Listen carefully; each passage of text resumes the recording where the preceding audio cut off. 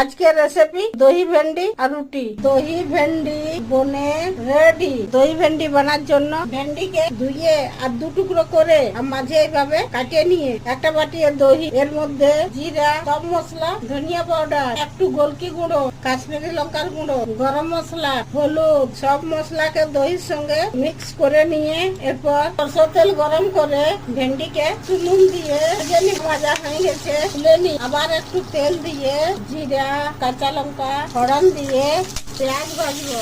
পেঁয়াজ ভাজা হয়ে গেছে, পর রসুন আদা গুলো ভাজা হয়ে গেছে, এরপরে একটা টমাটোর পরিমাণ মতো নুন দিয়ে ভাজিয়ে নিব। আর একটু হলুদ, একটু কাশ্মীরি লঙ্কার গুঁড়ো দিয়ে মিক্স করে এরপরে এই যে ঠান্ডা করে দহি আর মশলার মিশ্রণটা দিয়ে তেজ আঁচ করে এটা ভালো করে ভাজিয়ে নিব। যে মশলা ভাজা হয়ে গেছে, একটু জল দিয়ে আর ভেন্ডি গুলা দিয়ে করে নিয়ে 3 মিনিট পর ঢাকুনটা খুলে নিয়ে এরপর আঁচটা বন্ধ করে দিয়ে ধনিয়া পাতা দিয়ে নামাই আর বাটিয়ে নিব। দহি ভেন্ডি আর রুটি বনে রেডি।